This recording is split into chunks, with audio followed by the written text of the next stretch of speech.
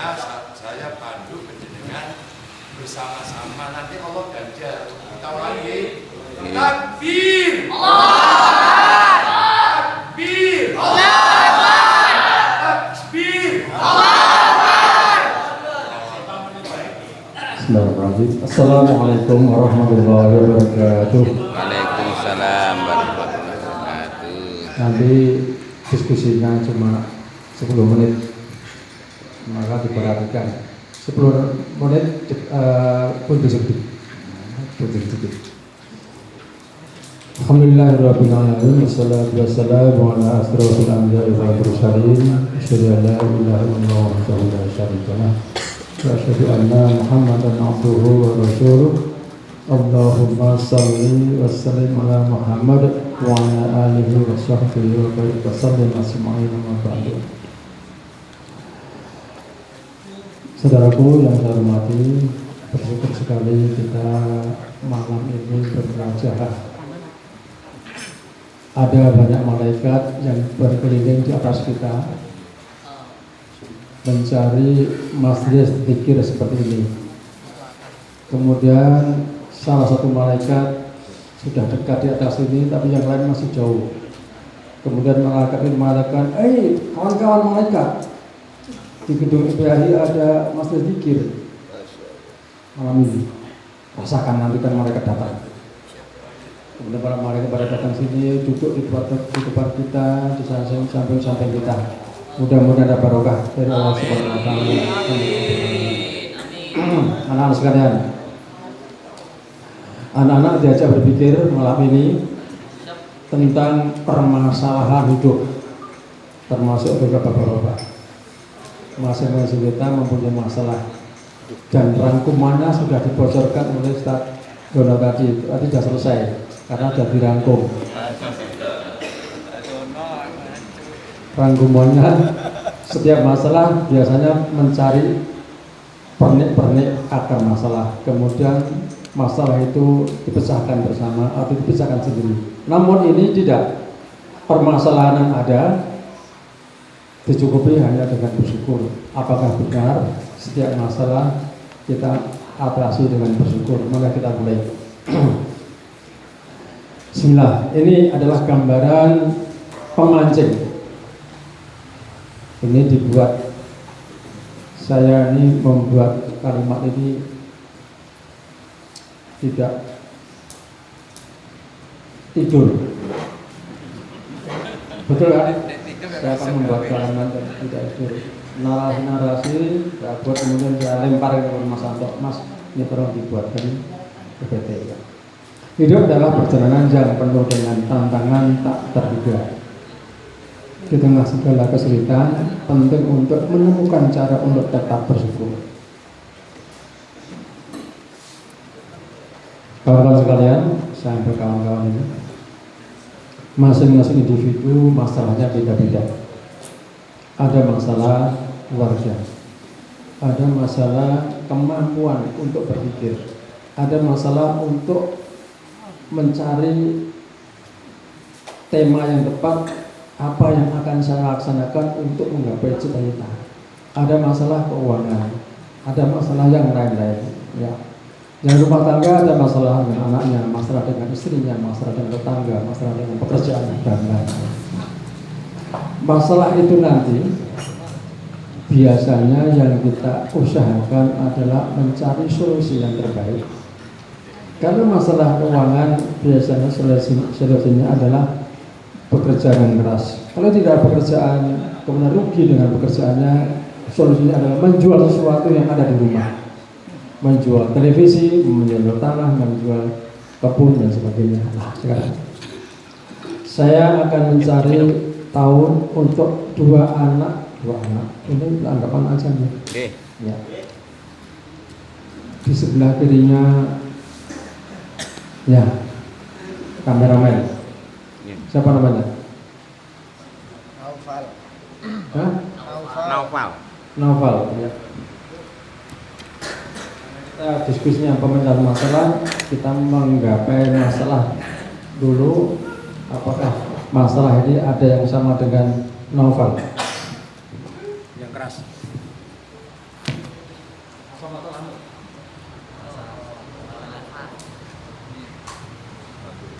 berapa? Juz berapa? Juz kurang 2 juz. Masalah?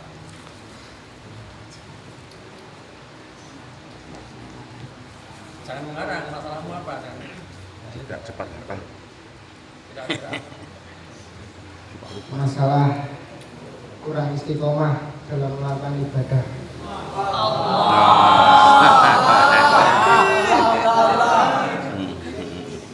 Kurang istiqomah dalam melaksanakan ibadah. Kira-kira kenapa? Kenapa kok tidak istiqomah dalam ibadah? Innal ladzina qalu rabbuna Allah tsumma istaqamu fala khaufun 'alaihim wa lahum yahzanun. Istiqomah. Kalau orang mengatakan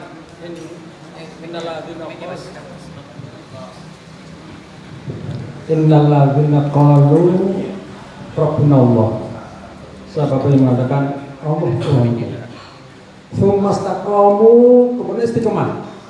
Istiqomah yang mana? Istiqomah itu merasa diawasi, istiqomah melaksanakan apa yang diperintahkan, istiqomah dalam menghindari larang-larangan, istiqomah dalam sabar dan sebagainya. Itu mastaqamu. Fala khaufun 'alaihim, maka tidak akan susah, tidak akan ragu-ragu, tidak akan khawatir. Mengapa tidak akan khawatir? Karena dijamin oleh Allah, siapa yang istiqomah dalam ibadah kepadaku pasti surga. Fala khaufun 'alaihim. Itu kalau di tafsir ini tafsir panjang itu. Satu kata. Fala khaufun 'alaihim, satu panjang sekali. Kemudian walahum yahzanun, kemudian mereka tidak akan merasa gelo, tidak akan kecewa setelah di surga. Untung dulu saya mengaji, untung saya dulu ibadah, untung saya jadi orang Muslim dan sebagainya. Jadi dua kata fala khaufun 'alaihim walahum yahzanun. Tadi judulnya istiqomah kamu. Oke. Masalahnya apa kok tidak istiqomah?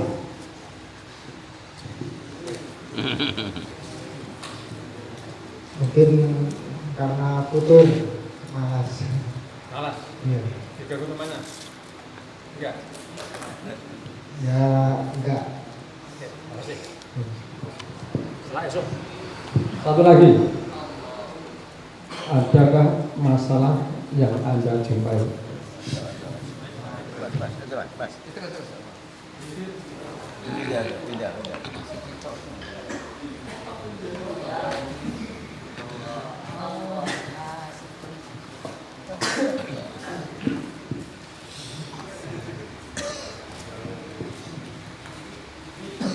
Ayo.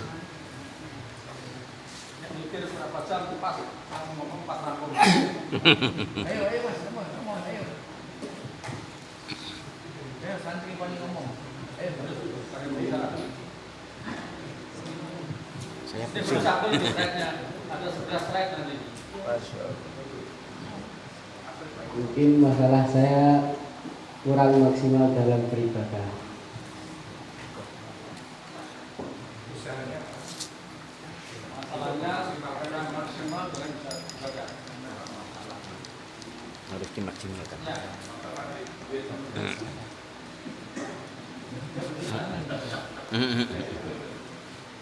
Oke. Tadi masalahnya yang satu istiqomah. Masalahnya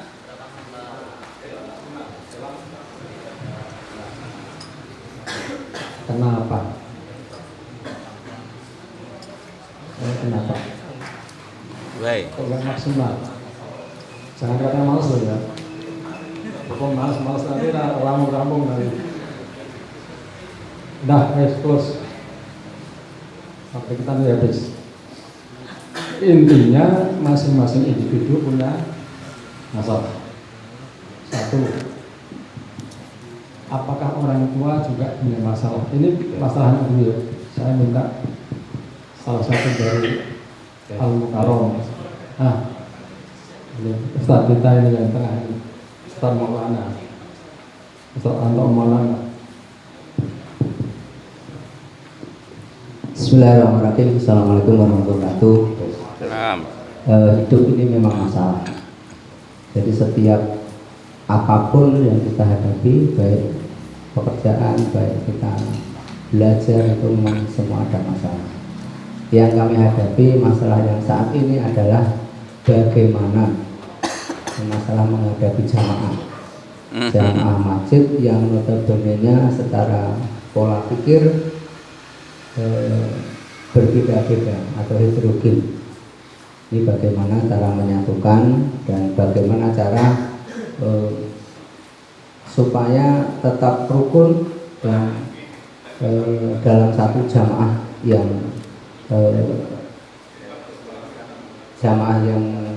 berbahagia semuanya.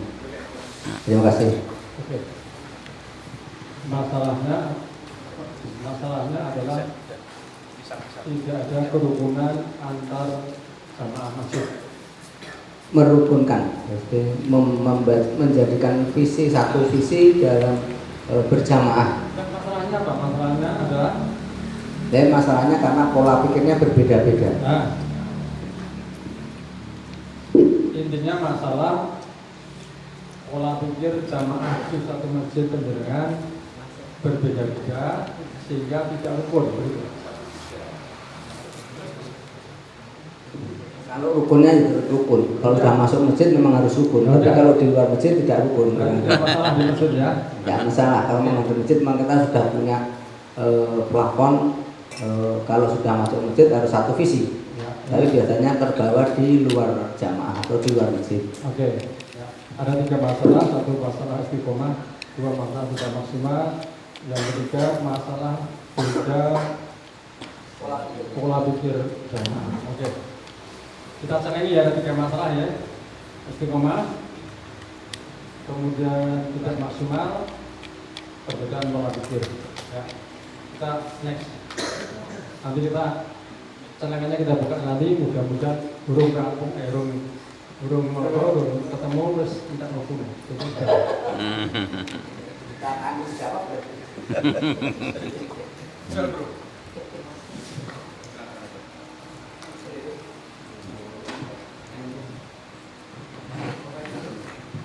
Mas, Mas. Apa?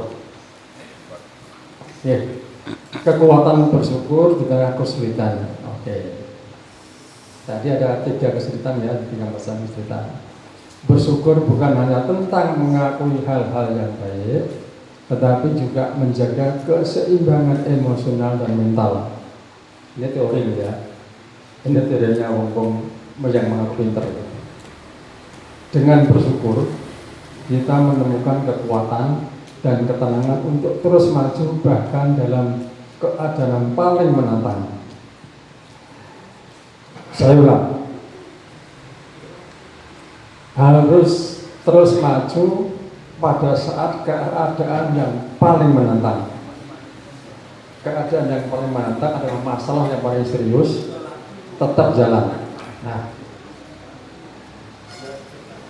keseimbangan emosional kayak apa? Keseimbangan emosional itu mengelola perasaan dan bereaksi terhadap masalah. Mengelola perasaan dan bereaksi terhadap masalah. Tapi tidak istiqomah.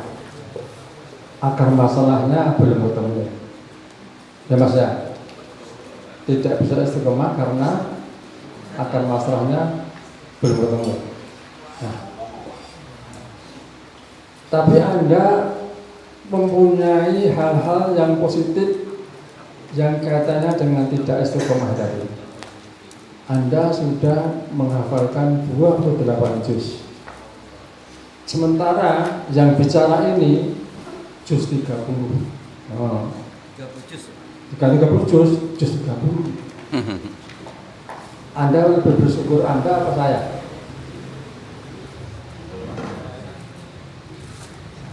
Lebih bersyukur jaringan apa saya? Anda lebih bersyukur kan? Kaitannya dengan tugas Anda menghafalkan Quran. Kemudian Anda mengatakan tidak istiqomah dalam beribadah, betul ya? Nah, Anda sudah bisa sholat 5 waktu, dekat masjid, bisa adzan, bisa sholat, Ada kawanmu yang tidak bisa dan tidak bisa sholat. Lebih mana bersyukur Anda atau temanmu yang tidak bisa sholat. Ya, berarti penjenengan bisa bersyukur untuk mengatasi masalah sementara itu. Oke? Ya. Kesehatan mental. Tadi yang nomor 2. Menjaga pikiran tetap positif dan jernih. Tadi Anda mengatakan tidak maksimal. Kenapa tidak maksimal? Karena Anda tidak menjaga pikiran Anda yang positif. Kemudian barangkali juga tidak jernih, sehingga seakan-akan apa yang saya lakukan itu tidak ada manfaatnya sama sekali. Ada negatif thinking kepada Anda sendiri, sehingga tidak bisa maksimal. Harus maksimal. Kita positif thinking. Allah menghadapi kita, di depan kita, melihat kita, menilai kita. Apa yang kita kerjakan, pasti Allah akan memberi penilaian dan memberi pahala yang terbaik. Ini kan? Oke, ya. Sumber kekuatan menemukan energi untuk menghadapi tantangan. Dan dari orang pintar tak itu. Sumber kekuatan menemukan energi untuk menghadapi tantangan. Contoh begini. Contoh.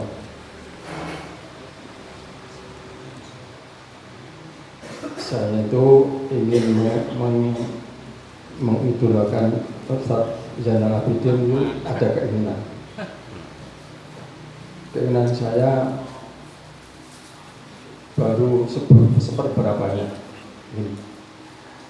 Menemukan energi. Saya figur itu energi. Figur itu energi. Oh, alhamdulillah bersyukur kita memiliki figur yang akan kita tiru. Beliau ini tak tiru, cuma aku ini menirunya angel, melangkahnya aku rasa cek misalnya gitu. Untung aku diajak beliau diajak ini Rono Rene saya itu juga senang. Ke Wonogiri, diajak ke mana itu. Nah, menemukan energi inilah yang penting. Di antara bersyukur kita mempunyai penjenengan, mempunyai Ustaz dan mempunyai Ustaz Nasir dan lain-lain ini. Untuk saya bersyukurnya merupakan energi saya untuk bergerak, untuk berjuang, untuk mencari pahala. Contohnya begitu, ya. Anda juga begitu, saya energi yang bisa menyelamatkan Anda dari mau tidak masalahmu. Tidak maksimal kan? Maksimal. Kita cari energi bisa figur seseorang.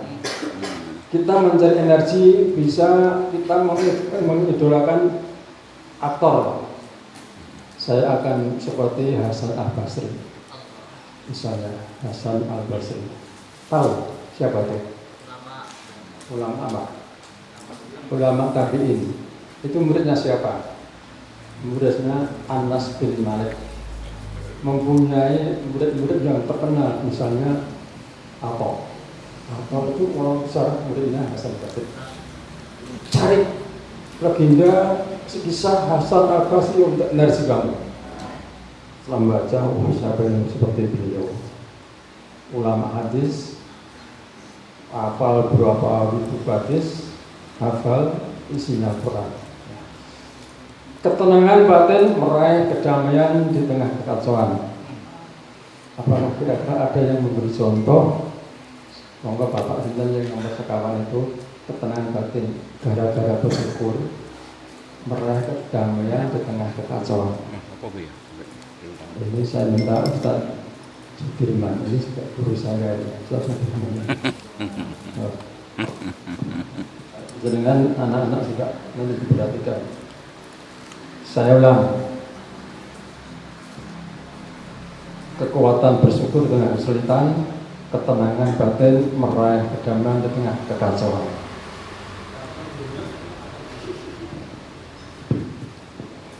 Assalamualaikum warahmatullahi wabarakatuh.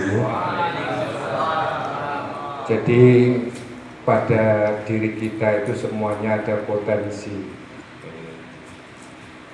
Kalau kita lihat di mana-mana itu hampir-hampir para remaja khususnya itu memakmurkan masjid itu hanya di bulan Ramadan. Sepertinya kalau bulan Ramadan itu sudah luar biasa, tapi setelah Idul Fitri 3 hari sudah pergi. Makanya untuk menenangkan jiwa kita, diri kita, kita harus mempunyai mimpi, sehingga apa yang harus kita lakukan itu yang akan menjadikan kesuksesan kita. Kita harus punya mimpi. Salah satu contoh kita bisa melihat tadi, seperti Ustadz membicarakan saya pengen seperti Ustadz Jainal, nyontohnya sulit, tapi terus berusaha. Setelah berusaha terus, ini akhirnya sedikit demi sedikit ketenangan itu akan ada pada pribadinya, akan ada ketenangan itu. Makanya yang namanya malas itu jangan sampai dipelihara. Jadi namanya malas itu jangan dipelihara. Terus kita upayakan. Supaya apa? Supaya kita menjadi tenang. Seperti sahabat yang saya ingat-ingat itu sahabat Saban. Adik saya namanya juga Saban, yang ada di Medan itu adalah Saban. Rasulullah pada waktu melihat jamaah ini ada di pinggir, terus di sana terus. Suatu ketika dia tidak nampak, tidak hadir. Terus dicari tahu. Jadi anak-anak sekalian, para remaja, kuatkan ya. Jadi kalau tadi Ustadz Anto itu bilang kalau di masjid tidak ada masalah, memang tidak ada masalah. Tapi keluar dari masjid permasalahan timbul. Nah ini yang tidak akan. Nah, kalian dari berbagai macam daerah, ya, dari berbagai macam daerah ini supaya apa? Supaya bisa merapatkan, merekatkan ukhuwahnya itu supaya terjadi. Bapak-bapak atau ustadz-ustadz yang lain itu juga seperti itu, dari mana-mana tapi bisa bersatu di IPHI ini atau di dalam Islam ini. Jadi supaya menjadi tenang dan yang tentunya istiqomah. Kalau saya mencontohkan Saban tadi, Rasulullah melihat kok ini dengarin orang nek ki ning endi ya. Tak boleh aneh. Saya pengen tahu, terus habis suruh berangkat mencari, ketemulah di rumahnya. Di rumahnya ketemu istrinya. Karena istrinya belum pernah tahu itu Rasulullah, ya disambut seperti biasa. Ditanya, si Saban kok enggak kelihatan gimana? Dikatakan, oh Saban sudah meninggal, sudah dikuburkan.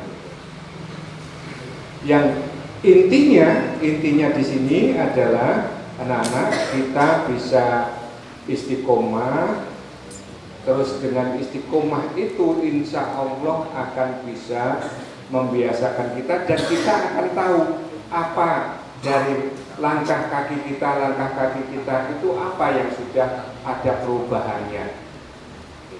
Itu untuk memotivasi remaja. Jadi kalau seperti ini masih kuat-kuatnya untuk beribadah, ya, karena memang dioprak-oprak. Kalau tidak 5 waktu itu dilaksanakan secara berjamaah, kadang-kadang pun masih delik-delik, ada yang masih delik-delik kadang-kadang seperti itu. Tapi mudah-mudahan dengan kebersamaan kita punya mimpi, dan sedikit demi sedikit itu akan tercapai. Tentu yang bisa menenangkan itu kalau adab kita terus kita jaga.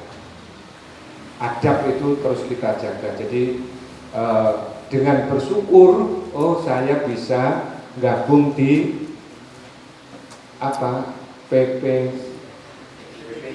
PPTQ IPHI, itu salah satu jalan bisa ke mana-mana. Saya dengan Ustadz Hasni itu, saya Palembang, dia Ponorogo bisa ketemu. Kok itu orang daftar, saya daftarkan gitu. Jadi bisa campur gitu ya, bisa campur. Itu untuk menenangkan diri kita dengan satu, kita mempunyai impian, terus kita mempunyai kesungguhan menghilangkan malas itu, karena dengan malas itu kita tidak akan bisa apa-apa, ya, tidak akan bisa apa-apa. Tapi dengan kita terus berusaha mensyukuri apa yang kita lakukan bersama ini, insya Allah itu akan menenteramkan jiwa kita. Sekian, jazakumullah khairan. Assalamualaikum warahmatullahi wabarakatuh. Terima kasih sekali.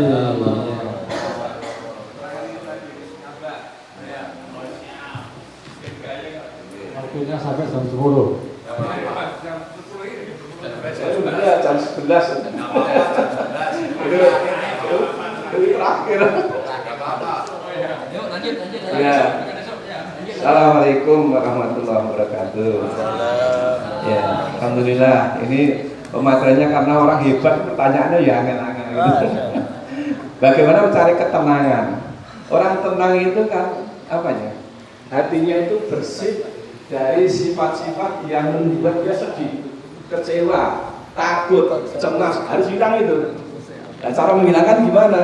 Ya, berserah diri, berdoa, tawakal, bersyukur itu, atau mungkin dengan olahraga pernapasan atau meditasi. Nah, itu yang membuat tenang. Ya, itu kalau orang-orang yang aliran kebatinan kan dengan meditasi ya gitu. Kalau kita ya berdoa, berzikir, ya, itu termasuk membuat kita tenang. Nah, dengan tenang dokter. Kalau tenang lagi tidur, nah itu tidur kan ya, kalau pikiran baru banyak masalah kan ya susah tidurnya. Nah, nanti kalau sudah mimpi tadi Pak Anu kan melayunya ke mimpi. Ada mimpi itu keinginan yang keinginan yang sangat tidak terpenuhi, dipendam dari sadar sampai ke bawah sadar. Sedang tuh pas dia tidur, jiwanya kan lemah, muncul jadi mimpi. Nah, jadi mimpi kan, mimpi dibuat ya, pokoknya punya keinginan yang besar, ditekan, mungkin turun mesti muncul, itu jadi mimpi. Jadi membuat mimpi tadi kan gitu. Ya itu kira-kira gitu, Ustaz. Matur nuwun. Terima kasih sekali.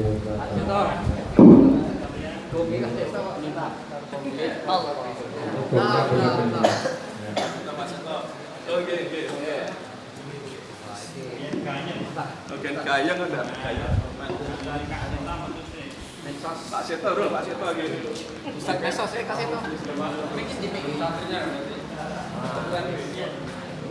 Assalamualaikum warahmatullahi wabarakatuh. Saya ngambil satu ayat. Jadi Allah itu sesuai prasangka hambanya. Jadi kalian jangan sampai sekali-kali hidup itu sebagai masalah. Tidak ada ayat ini yang cari masalah. Karena yang ada itu kalian hidup itu, kalau kalian berkata beriman, kami uji kan. Jadi masalah itu jangan kamu anggap masalah, itu ujian. Jadi Anda akan tegas nanti, loh ada masalah, bukan masalah itu ujian. Ini ayat yang bilang. Nah, nanti baca di ayat Insyirah ayat 23 ya. Ayat 2 dengan 3. Saya bacakan ayatnya. Bismillahirrahmanirrahim. A'udzubillahi minasyaitonir rajim. Walaqad fatana ladini min qablihim wa ya'lamuna Allah alladziina yasadqu wa ya'lamuna kadhib. Ini ayat yang 3. Jadi ini maksudnya jangan kamu tenang kalau berkata beriman. Jadi Anda itu, jadi saya tadi kemuliaan ini, kalau kalian itu dianggap masalah, Anda nanti akan susah. Oh ini ujian, jadi kalau ujian itu kita punya inisiatif untuk menyelesaikan. Tapi kalau ada kamu anggap itu masalah, Anda juga down. Jadi jangan sekali-sekali Anda hidup itu sebagai masalah, bukan ujian. Nah, jadi Anda ini ujian. Nah ini saya akan berbeda dengan tanggapan-tanggapan ustaz-ustaz yang lainnya, karena saya berdasarkan ayat, tidak berdasarkan emosi dan nafsu. Terima kasih. Assalamualaikum warahmatullahi wabarakatuh. Ya Allah Akbar. Ya bagus. Jadi Anda yang jangan sebagai masalah ya. Oke, terima kasih Ustaz Karam Seto. Jadi Bapak Haji Suseto ini ada keterkaitan, Pak. Ada keterkaitan. Ada mana, Pak? Sini.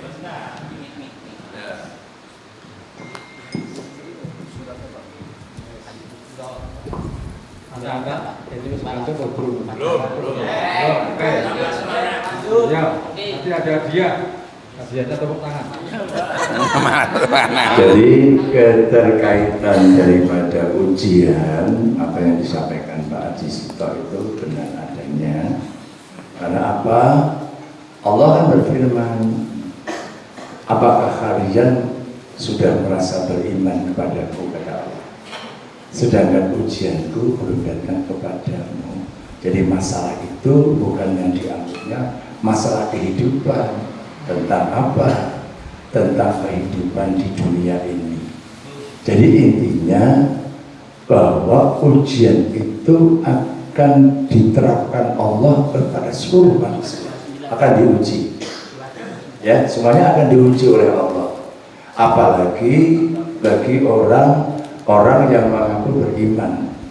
Dia mengaku beriman, bertakwa kepada Allah, pasti Allah akan uji menurut kadar keimanan dan ketakwaannya masing-masing. Jadi intinya bahwa Allah selalu mengingatkan kepada kita, apakah kalian merasa beriman? Ya kan? Itu di dalam Al-Quran nanti jangan cari ya. Sedangkan ujianku belum datang kepadamu. Jadi kalau sebagai orang yang beriman, tidak ada kendala apapun terkait dengan ujian yang ada di dalam diri kita masing-masing. Semuanya akan happy kok, tidak akan merasa pusing, tidak akan, karena apa? Selalu bersyukur diuji. Sebab apa? Allah tidak akan menguji kalian menurut kemampuan kamu, tidak akan melebihi itu, tidak akan melebihi. Dan setelah adanya kesusahan pasti ada kemudahan bagimu. Pasti itu, ayatnya jelas. Ya, pasti kata Allah. Setelah kesusahan pasti ada kemudahan bagimu. Dan maka perlu kalian mengimani ayat itu dengan dasarnya apa? Dengan kesungguhan keimanan hati kalian. Yang tahu kan penjenengan sendiri, bukan orang lain. Keimanan itu ada pada diri kalian. Contoh ya, contoh. Ketika tidak ada orang, ketika penjenengan sendiri kemudian berkumandang azan, ini sebuah kewajiban yang pasti kalian lakukan, yang wajib kalian lakukan. Azan berkumandang, segera ke masjid, itu hal yang biasa tahu. Tapi sebelum azan kalian ke masjid, itu yang luar biasa. Ya, jadi penjenengan kalau kepengen dianggap kumlot, coba penjen kuliah, nanti lulus kumlot, kan beda dengan yang lulus biasa, betul enggak? Maka ketika penjenengan sholat, ketika terlambat, yang di depan sop di depan lebih mulia daripada yang di sop kedua, karena pahalanya beda, betul enggak? Itu kata Allah dan Rasulnya. Sop utama itu ada di depan, di belakang imam. Dan orang yang adzan itu lebih besar pahalanya daripada imam. Jadi jadi rebutan adzan. Tapi orang yang mau adzannya nggak jelas, nggak boleh itu, berdosa itu. Maka adzan yang bagus Allah nilai penjenengan lebih baik daripada imam. dari Pak Siswi Pahala. Kalau imam kan dia bertanggung jawab kepada makmum. Kalau ada apa-apa, imamnya yang berdosa. Demikian Pak Adres, tidak terlalu panjang lebar. Terima kasih. Assalamualaikum warahmatullahi wabarakatuh.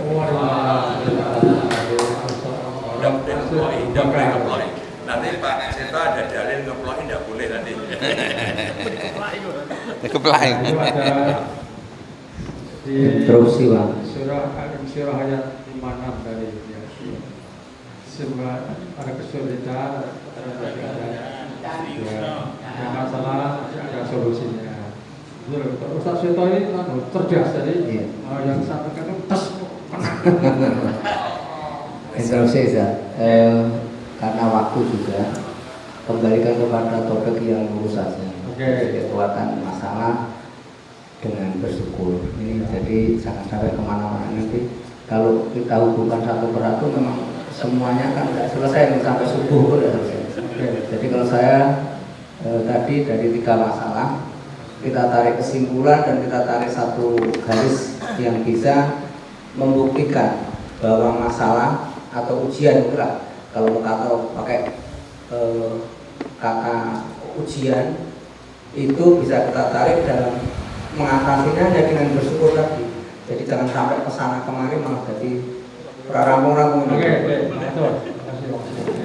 Bapak Pak, tidak ada itu ayat yang menyatakan bahwa yang dibilang itu kalau mengatakan yang ada itu artinya bersabar.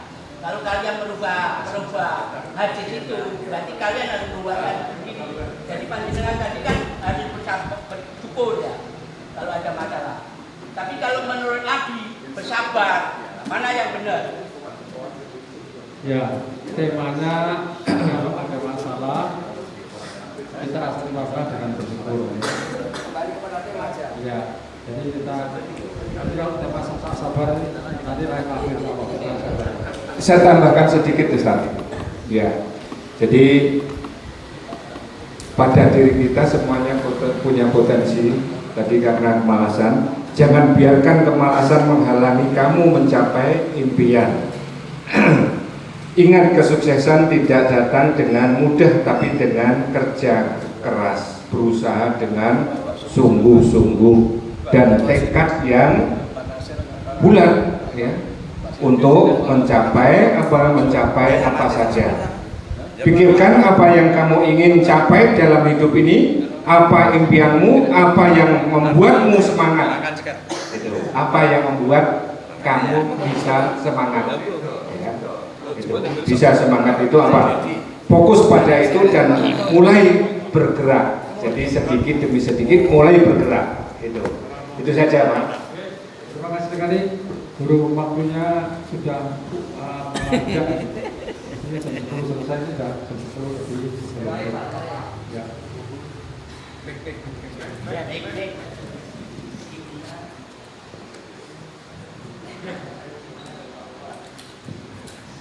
Terima kasih narasumber, Masya Allah, beliau sudah maksimal sampai tidak tidur katanya ya. Saya yakin kalau tidur tidak jadi malah ini ya. Kalau tidak tidur tidak jadi. Bapak Ibu, enggak ada ya. Bapak, pada prinsipnya semua hidup ada masalah. Itu pasti. Jadi semua kita ini punya masalah. Enggak ada yang tidak punya masalah. Tinggal masalah itu besar dan kecilnya, atau ujian itu besar dan kecilnya sebetulnya. Kita ambil contoh dari manusia pertama, Nabi Adam, ya, kan sudah kena masalah dia, tinggal diturunkan ke dunia, itu masalah, ya. Solusinya apa? Ya, dia tahu bahwa itu sebuah kesalahan. Makanya dia tahu dia ambil solusinya, ada bertobat. Ya, yang doanya Rabbana zolamna anfusana wa lam taghfir lana wa tarhamna lanakunanna minal khasirin. Ya kan? Dia mengakui kesalahan. Kesalahan itu bagian dari masalah sebetulnya. Contoh. Jadi manusia yang pertama sudah buat masalah. Belum lagi masalah anak-anaknya. ya kan, sampai membunuh, saling membunuh dan seterusnya. Itu masalah. Itu sangat besar masalahnya sebetulnya. Tapi bagi Adam, dia ada solusinya, sih kembali kepada Allah, istighfar, mohon pada Allah. Nabi manapun, makanya semua nabi itu ada skala prioritas kesalahan. Ada yang besar kesalahannya, ada masa yang besar, ada masa yang kecil dan seterusnya. Ya, makanya ada 5 nabi di mana diuji dengan permasalahan yang luar biasa. Ya, nabi kita saja kan banyak masalah pada waktu memulai melaksanakan dakwah. Nah, jadi prinsipnya kita tidak usah kecewa kayak mas-mas ini, kita semua kalau ada masalah ya sudah kita hadapi dengan skala prioritas. Jadi masalah itu kan kadang banyak, nggak punya uang, ya, kemudian awal lorong, ya, dan seterusnya. Ya. Maka di skala prioritas dulu masalah mana yang kita selesaikan. Ya, yang paling besar adalah masa duluan yang diselesaikan. Nah, kita menghadap pada Allah, mohon petunjuk Allah. Itu yang paling penting. Apapun petunjuk Allah mesti beri petunjuk. Tadi katakan bahwa setiap masa itu pasti ada jalan keluarnya. Dan keluarnya harus dia petunjuk kepada Allah sehingga Allah memberikan jalan keluarnya atau solusinya yang terbaik.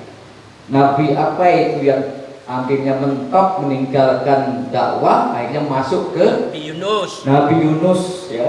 Nabi Yunus kan punya masalah. Masalahnya ibaratnya putus asa. Akhirnya masuklah ke dalam ikan gitu ya. Di sana kan gelap. Ya. Kemudian apa doanya, Mas? La ilaha illa anta subhanaka inni kuntu minadz dzalimin. Ya. Karena dia merasa mendolimi.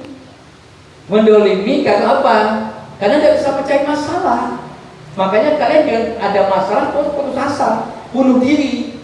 Nah, ini bukan solusi. Udah tunjukin sama Nabi Yunus. Kemudian sadar Allah mengamankan dia di dalam yang gelap.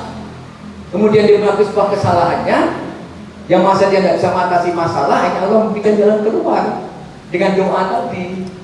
Semua nabi-nabi itu punya masa seperti itu, tapi solusinya adalah mendekatkan diri kepada Allah, berdoa kepada Allah, bagaimana cara mengatasinya, kan gitu. Nah, oleh karena itu, saya pikir setiap orang punya masalah, siapapun itu ya, tidak ada yang punya masalah. Karena masalah itu membuat kedewasaan kita. Soeharto contohnya, dia anak miskin, ya. Kemudian dia berjuang ingin, dia kan masalah juga ada bisa sekolah segala macam, tidak punya orang tua dan seterusnya pokoknya. Nah itu kan masalah. Kemudian solusinya tidak mengalah menghadapi masalah.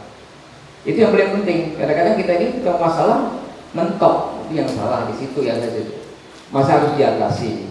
Nanti udah di atas timbul masalah lagi, itu menambah kedewasaan kita. Kayak ada yang males, yang diatasi. Malas dilawani, tadi kita katakan udah lawani malas itu, harus dilawani dengan solusi-solusi mendekatkan diri kepada Allah. Kuncinya cuma satu, semua masalah mendekatkan diri kepada Allah.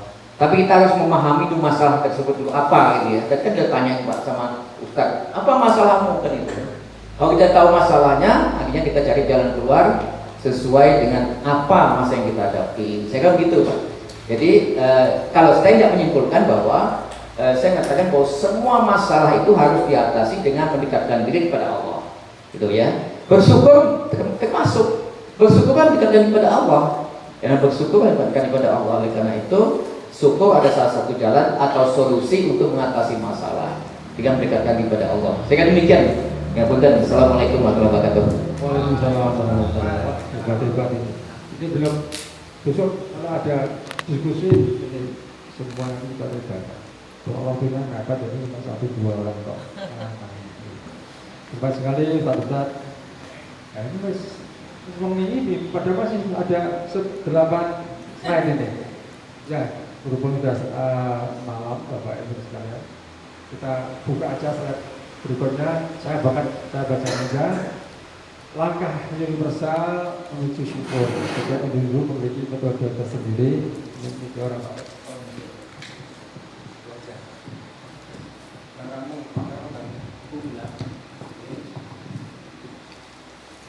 saya baca aja, setiap individu kita masing-masing ini memiliki metode tersendiri dalam mengatasi tantangan hidup.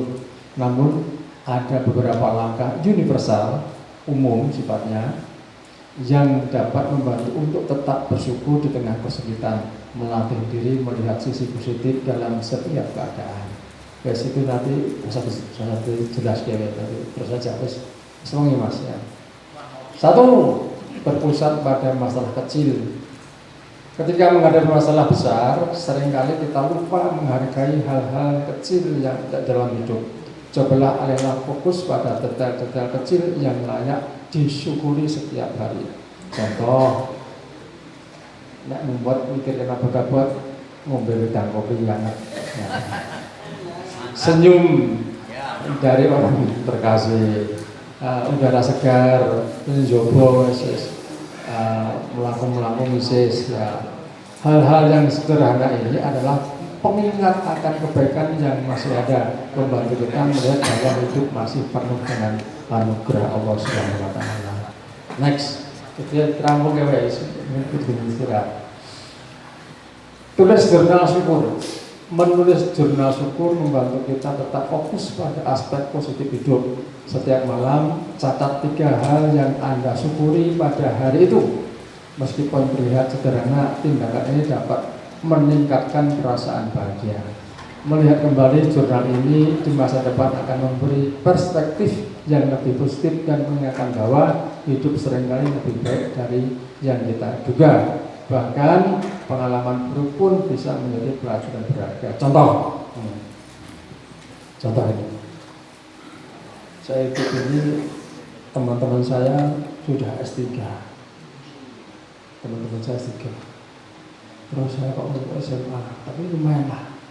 Ada teman saya yang baru cuma lulus SMP, ada teman saya cuma lulus SD, ada teman saya tidak sekolah. Mencari hal-hal yang kecil itu, alhamdulillah saya bisa sekolah lebih proses SMA. Contoh kecil. Next, kawangan itu kawangan gabus sebenarnya. Aman. 3, melakukan meditasi dan introspeksi. Meditasi dan perenungan adalah alat ampuh untuk tetap bersyukur, guys. Baca apa? Ya. Next mas, untuk sudah tahu semua itu. Next terus ya. Membantu individu. Contoh. Membantu orang lain yang sedang kesulitan dapat memperkuat perasaan positif dan rasa syukur dalam diri. Jangan kira dikit positif. Kita ngokul belas dikit tunjukkan. Nah, bisa membantu tetangga kita yang uang sedikit. Nah, itu mau 500.000 ya, yang 200 dikasihkan. Bersyukur sekali. Next, contohnya menolak. 5, mengganti sudut pandang. Cara kita melihat suatu situasi sangat mempengaruhi perasaan. Cobalah mencari pelajaran dan peluang pertumbuhan dalam setiap kesulitan. Situasi sulit, pandang sebagai tantangan bukan hambatan. Wah, ini ngapa rampung bola-bali lalu itu ya hambatan. Dianggap aja adalah tantangan. Ya. Nambah pahala. Tantangan bukan hambatan. 2, cari pelajaran apa yang bisa dipetik dari pengalaman ini. Ini satu kok terangkan kok keuangan mana. 3, temukan peluang. 4, syukuri prosesnya. Setiap langkah adalah bagian dari perjalanan. Mas, langsung mas. Ini mau sedino ini gak ini jalan. Aman. Besok lagi pak. Syukur adalah kunci. Tetap bersyukur di tengah kesulitan hidup bukanlah hal yang mudah, namun sangat mungkin dilakukan. Ingatlah bahwa rasa syukur adalah alat yang ampuh untuk menjaga keseimbangan emosional dan mental Anda, bahkan di masa-masa sulit. Next.